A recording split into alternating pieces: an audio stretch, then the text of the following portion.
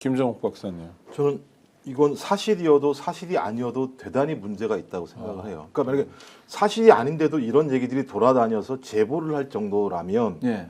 얼마나 많이 이런 내용들이 횡행하고 있다고 얘기할 수 있겠습니까? 그러니까 정치를 하는 사람을 죽일 수 있다라고 하는 사고방식 자체가 지금 돌아다니고 있다라는 거거든요. 그러면 테러가 일상화된 사회인 거예요. 그러니까 정치를 하려면 목숨을 걸어야 되는 것이고 정치를 하는데 나에게 정적이 있다면 그 사람은 죽여도 된다라고 하는 사고방식 자체가 지금 돌아다닌다라고 하는 사실이 아닌 내용들이 그렇다면 근데 사실 가능성도 꽤 높다고 생각하는 이유 중에 하나는 뭐냐면 말씀하신 이재명 당대표에 대한 소위 칼 테러 문제였습니다. 예. 그때 그 처리하는 과정을 보십시오.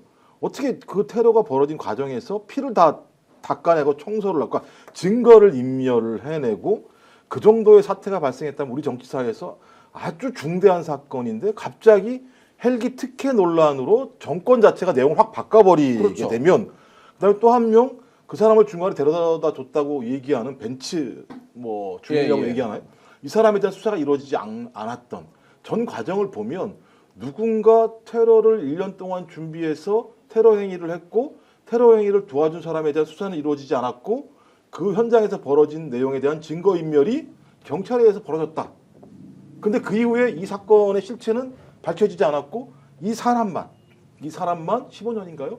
네, 15년 받았죠. 유죄를 받은 사건으로 끝났는데 지금 얘기가 나오는 게 뭐냐면 HID 얘기가 나온단 말이에요. 그렇죠. 이게 뭐냐면 되게 중요한 게 그때 정보사 같은 경우가 소위 HID OB들에게 지령이 내려온 것 같다라고 얘기했는데 잘 확인이 안 된다라고 얘기를 했습니다. 그리고 무기가 반납됐는지 안 됐는지도 알 수 없다고 얘기했는데 군에서는 뭐 다 정리가 됐다라고 얘기했었습니다. 그걸 어떻게 신뢰할 수 있겠습니까? 그렇다면 지금 나오는 내용도 그런 사람들이 소위 별도의 지시를 가지고 그런 행위를 할 수 있지 않겠는가? 근데 또 한간의 얘기에 의하면 노상원의 오비의 문제와 관련해서는 정권 핵심부가 깊숙이 예를 들면 이 내용에 어떤 연루가 된 것 같다라는 얘기를 했었고 거기에 또 김건희 씨 얘기도 나왔단 말이에요. 예.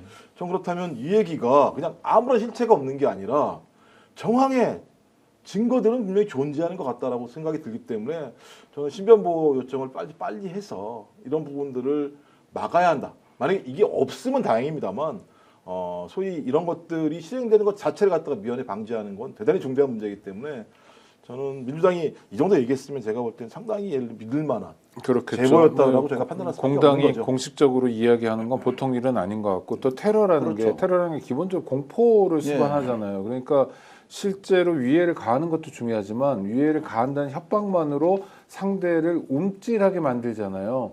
그러니까 대중 정치는 부지런히 돌아다녀야 되는데 못 돌아다니게 하거나 집회 참석 같은 것도 앞으로 못 하게 되고 이러는 것도 이미 테러 효과 아닐까요? 테러 효과죠. 저는 이렇게 생각합니다. 이 지금 실은 그 당시에 뭐 HID나 여러 뭐 전직 정보 요원들이 동원됐다는 동원됐다는 게 실질적으로 수첩이나 메모지나 이런 데서 많이 나왔지 않습니까? 네. 그다음에 12.3 그 비상계엄의 계획에서도.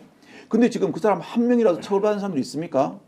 그러면은 실은 지금 장성들하고 아주 정말 그 내란 관련 수사는 그 핵심에 대해서만 지금 수사가 이루어지고 있고 뭐 다른 그 과단자들은 수사가 안 이루어졌거든요.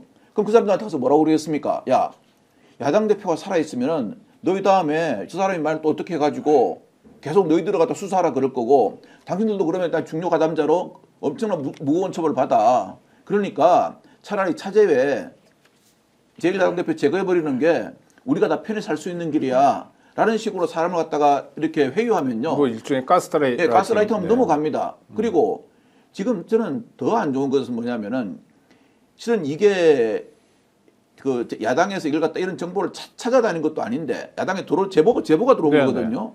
그러면은 이게 사회의 불안을 조성하는 하나의 요인을 계속 던져주는 거예요. 그래가지고 물론 뭐 우리가 단순하게 보면 제1야당 대표에 대한 정치 외부 활동을 원하게 하는 네. 그런 것도 있지만 사람들의 불안 심리를 자꾸 자극해 주는 거예요. 자극해 줘가지고 아우 이제는 좀 12산 내란 관련 사람들 그만 처벌했으면 좋겠어. 저거 자꾸 처벌해가지고 그 사람들 악감정하게 만들면은 이거도 어떻게 할 거야 이런 식으로 사람들이 자꾸 피하게 되거든요. 그런데 이렇게 되면 저는 사회가 정말 안 되고 법치가 안 된다고 생각합니다. 왜냐하면 생각해 보십시오. 조폭들이 소위 말하는 돈 상납 안 하면 어떻게 합니까? 가서 돈 달라 말 안 합니다. 영업장 가가지고 큰 소리 지르고 짜장면 시켜 먹고 예, 그러죠. 네. 짜장면 시켜 먹고 담배 피우고 네. 예? 온 소란을 떱니다. 그거하고 똑같은 거죠. 우리 사회를 상대로 이런 어떤 그 불안 요소를 조성하면서 국민 전체를 불안하게 만드는 거죠. 이건 저는 경찰에서 당연히 대비도 해야 되고 이 제보가 어디서 나왔나를 해가지고 수사를 해야 한다고 생각합니다. 네, 네.